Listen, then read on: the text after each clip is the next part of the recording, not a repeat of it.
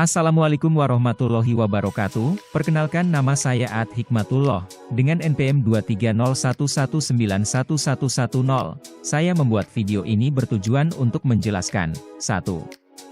Metode penerapan dan eksploitasi teknologi pada perusahaan. 2. Pengertian dan bentuk-bentuk transfer teknologi. Metode penerapan dan eksploitasi teknologi pada perusahaan. Penerapan teknologi sangat diperlukan sebagai alat bantu agar perusahaan dapat berkembang dan maju. Teknologi memiliki fungsi bagi perusahaan, yaitu untuk fungsi operasional. Dengan teknologi memungkinkan struktur organisasi menjadi lebih ramping karena hampir seluruh bagian perusahaan telah menggunakan teknologi dalam perusahaan tersebut. Untuk mencapai tujuan yang diinginkan perusahaan, setiap organisasi terbentuk dari 3 pilar utama, yaitu 1. Proses, 2. Sumber daya manusia, 3. Teknologi. Dalam mendesain serangkaian proses, ketiga elemen tersebut harus dipadukan sesuai dengan kebutuhan pasar, pelanggan. Perlu diperhatikan sumber daya manusia yang mengoperasikan proses tersebut. Teknologi juga digunakan untuk mendukung proses, terutama teknologi informasi. Teknologi memainkan peran utama, bersama dengan proses dan sumber daya manusia. Penerapan teknologi dalam organisasi harus didukung oleh sumber daya manusia yang handal. Oleh karena itu, dalam usaha meningkatkan efisiensi, efektivitas dan produktivitas perusahaan dapat dilakukan dengan memberikan keterampilan melalui pelatihan kepada karyawan. Peran teknologi bagi sebuah perusahaan dapat dilihat dengan menggunakan kategori yang diperkenalkan oleh Gerd Terry. Ada 5 peranan mendasar teknologi informasi di sebuah perusahaan, yaitu 1. Fungsi operasional, akan membuat struktur organisasi menjadi lebih ramping, telah diambil alih fungsinya oleh teknologi informasi.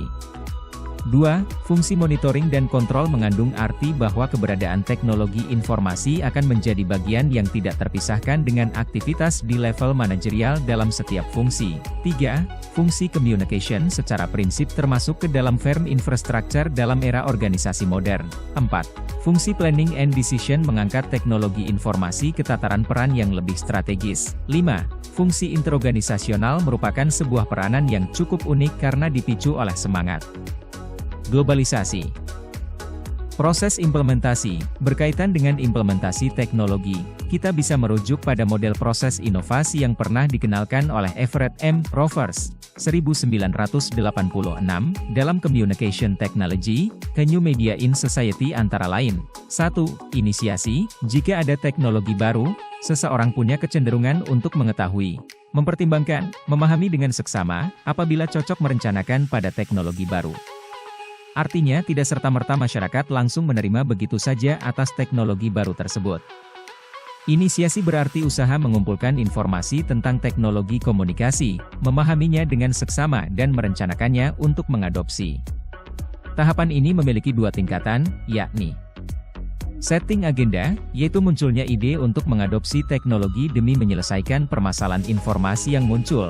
Kemudian, matching, yaitu kecocokan teknologi komunikasi dengan kebutuhan dan kemampuan untuk mengadopsinya.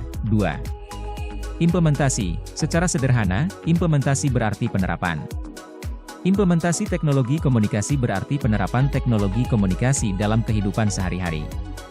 Sebagai sebuah proses penerapan, implementasi mempunyai 3 tingkatan, yakni redefining, yaitu mengatur, menyusun, dan bahkan memodifikasi struktur organisasi. Berikutnya adalah clarifying, yaitu meyakinkan kepada semua anggota, bagi lembaga, atau diri sendiri, bagi individu, tentang seluk-beluk teknologi komunikasi yang dimaksud. Terakhir adalah routinizing.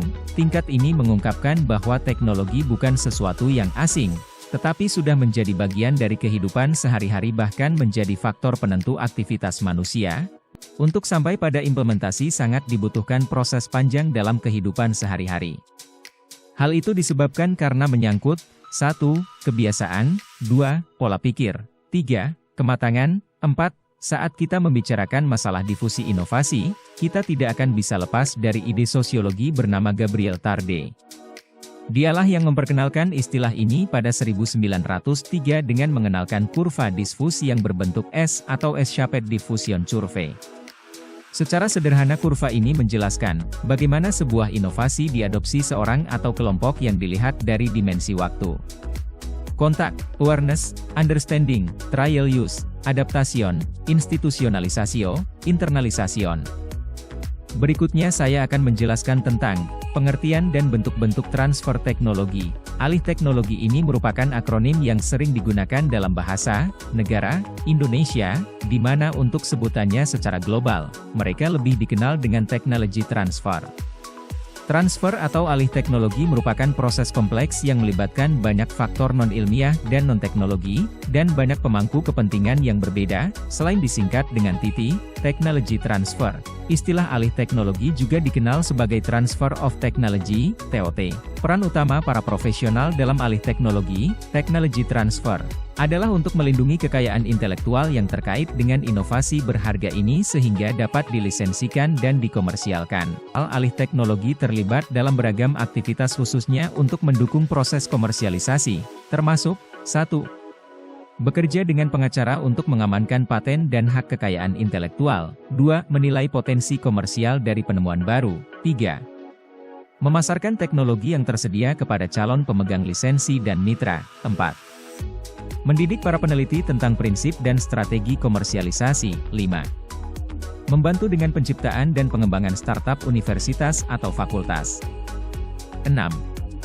Mengamankan dana untuk penelitian tahap awal dan startup. 7. Menegosiasikan kemitraan dan perjanjian lisensi. 8. Mengatur rencana bisnis dan kompetisinya. 9. Membantu membangun ekosistem inovasi dan struktur pendukung yang mendorong inovasi dan pembangunan ekonomi. 10. Serta membuat program yang mendorong mahasiswa. Technology transfer, alih teknologi, secara garis besar dapat diklasifikasikan menjadi transfer teknologi vertikal dan horizontal. Technology transfer, alih teknologi, dapat dilakukan dengan menggunakan berbagai macam instrumen sebagai berikut. 1. Licensing. Lisensi, ini merupakan perjanjian antara pemilik teknologi, licensor atau pemberi lisensi, dan penerima, license atau sang penerima lisensi, yang memberikan hak untuk menggunakan teknologi yang dikembangkan atau dimiliki oleh individu atau perusahaan yang mengalihkan untuk jangka waktu tertentu dikenal sebagai lisensi. 2. Joint Venture Agreement, perjanjian usaha bersama. Dalam macam metode ini, perusahaan melaksanakan perjanjian usaha patungan sehubungan dengan transfer teknologi untuk bisnis tertentu dengan visi untuk menggabungkan kerjasama jangka panjang antara para pihak. 3. Franchising, waralaba, ini adalah salah satu metode transfer teknologi yang paling disukai, khususnya di era serba digital sekarang ini, di mana perusahaan umumnya mentransfer pengetahuan teknis atau keterampilan yang terlibat di bawah jenis perjanjian ini. 4. Original Equipment Manufacturer, produsen peralatan asli, ini adalah semacam perjanjian subkontrak di mana perusahaan asing mengalihkan sebagian teknologinya yang relevan dan perusahaan lokal memproduksi sesuai dengan spesifikasi dalam sebuah perjanjian. 5. Buyback Contracts, kontrak pembelian kembali, metode teknologi transfer terakhir yang akan kami jelaskan di sini merupakan bentuk kesepakatan antara pemangku kepentingan dari negara berkembang dengan perusahaan luar, asing, besar, di mana perusahaan asing memasok peralatan industri dengan imbalan keuntungan yang diperoleh dari penjualan. Secara garis besar flow transfer teknologi adalah sebagai berikut: riset dan discovery, invent dan disclose, atau disebut penemuan, evaluate atau evaluasi, properti intelektual property atau hak cipta, market intellectual property, penjualan, seleksi partner, negosiasi dan lisensi, komersialisasi produk dan servis, benefit kepada sosial dan keuntungan, mendistribusikan keuntungan, dan menginvestasikan ulang. Terima kasih sudah menonton video yang saya buat dengan teknologi artificial intelligence, semoga bisa bermanfaat dan berguna untuk kita semua. Kurang dan lebihnya saya mohon maaf. Wassalamualaikum warahmatullahi wabarakatuh.